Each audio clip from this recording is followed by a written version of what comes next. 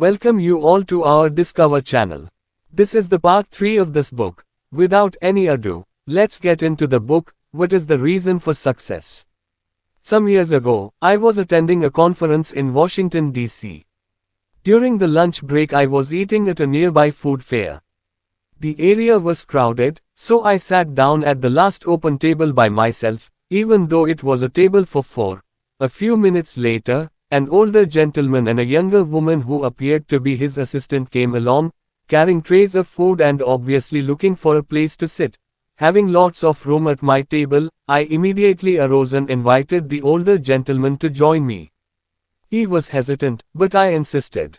Finally, he sat down, quite thankfully, and we began to chat over lunch. It turned out that his name was Cope Kopmeyer. As it happened, I immediately knew who he was. He was a legend in the field of success and achievement.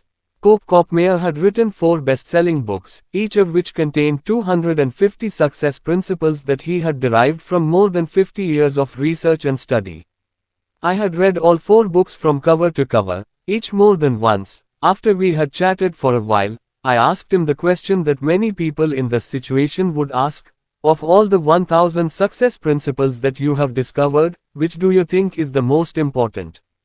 He smiled at me with a twinkle in his eye, as if he had been asked this question many times, and he replied without hesitating, the most important success principle of all was stated by Elbert Hubbard, one of the most prolific writers in American history, at the beginning of the 20th century. He said, self-discipline is the ability to do what you should do, when you should do it, whether you feel like it or not. He went on to say, there are 999 other success principles that I have found in my reading and experience, but without self-discipline, none of them work. With self-discipline, they all work. Thus, self-discipline is the key to personal greatness. It is the magic quality that opens all doors for you and makes everything else possible. With self-discipline, the average person can rise as far and as fast as his talents and intelligence can take him. But without self-discipline, a person with every blessing of background, education, and opportunity will seldom rise above mediocrity, your 2 worst enemies. Just as self-discipline is the key to success, the lack of self-discipline is the major cause of failure, frustration, underachievement, and unhappiness in life. It causes us to make excuses and sell ourselves short.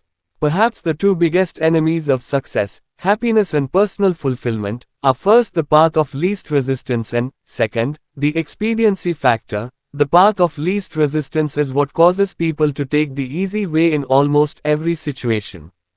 They seek shortcuts to everything. They arrive at work at the last minute and leave at the first opportunity. They look for get-rich-quick schemes and easy money. Over time, they develop the habit of always seeking an easier, faster way to get the things they want rather than doing what is hard but necessary to achieve real success. The expediency factor, which is an extension of the law of least resistance, is even worse when leading people to failure and underachievement.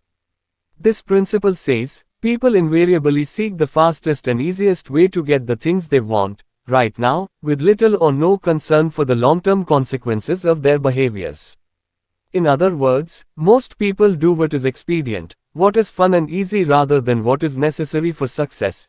Every day, and every minute of every day, there is a battle going on inside of you between doing what is right, hard, and necessary, like the angel on one shoulder, or doing what is fun, easy, and of little or no value, like the devil on your other shoulder. Every minute of every day, you must fight and win this battle with the expediency factor and resist the pull of the path of least resistance if you truly desire to become everything you are capable of becoming.